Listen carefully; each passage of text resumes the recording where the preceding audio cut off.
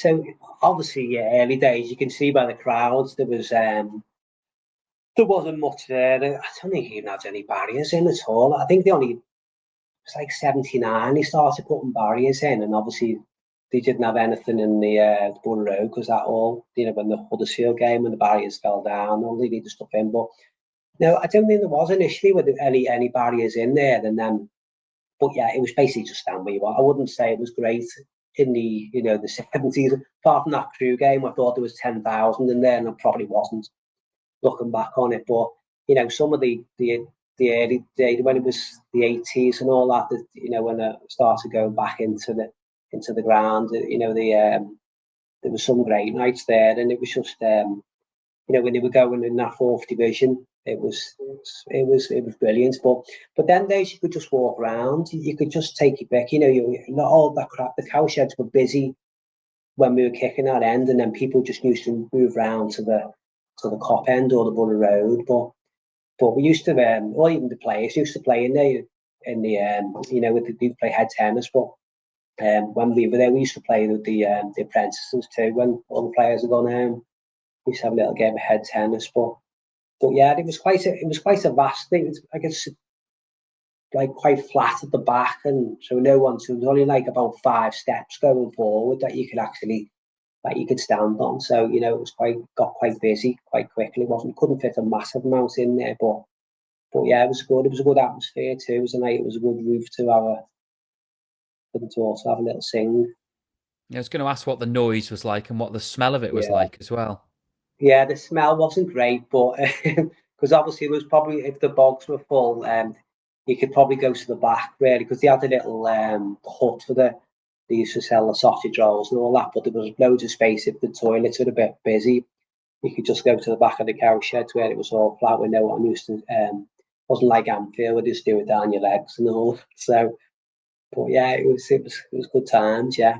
I wish they'd go back to it now. But I think it'd be nice if they went, because you get so many teams wanting to spoil your fun in the second half. And they're kicking the other end. That's the first thing they say before they come out in the dressing room. Don't they say change that end really? They kick there, make them kick to the cow shed second half. But it'd be nice to go back to there and just give them. In the 80s, we used to be on the side in the paddock, with the bed paddock where I am actually. But yeah, good times. And just one final thing before we get on to your 5 games as well. You've mentioned some names that people will be very, very familiar. Audrey, still running those coaches all these decades later. You've mentioned Ben Harrison, and we know how steeped he was in Tranmere's history, and everything. Every kind of action that he did was almost to try and help Tranmere Rovers progress in some way. And I know there are a lot of other people who you'd have got involved with around that time. Andy Quayle went on to be the groundsman. I think, Rob Edwards, who's been on this podcast many a time as well, pretty well. There are loads and loads of names who've just been there for years and years and years, literally till death do us part in the case of, very sadly, Ben and Andy. What is it about Tranmere that hooks these people in for decade after decade after decade? I think we're all just stupid, aren't we? No, it's a grab. I mean, it sort of grabbed me straight away, really. As soon as I went, I just loved it. I loved the Friday. I loved the smells of the ground. I used to run on the pitch, and it's just the closeness with the players, and it's always been a family club.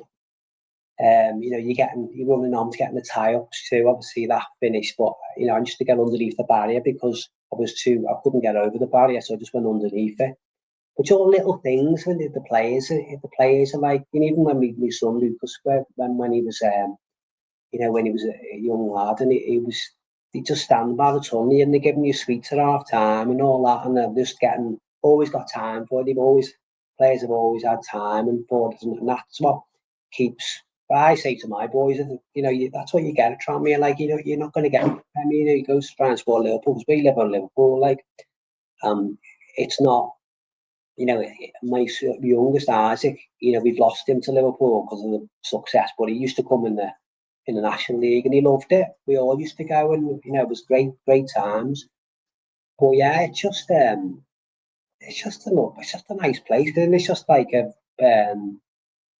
we knew everything when I went in the early days. Like everyone sort of knew each other and all. Like now you see the same people at the away games and all. I say on Audrey's coaches and all that. But yeah, it was just a nice family club who and when things are going well, it's a fantastic place to be, isn't it?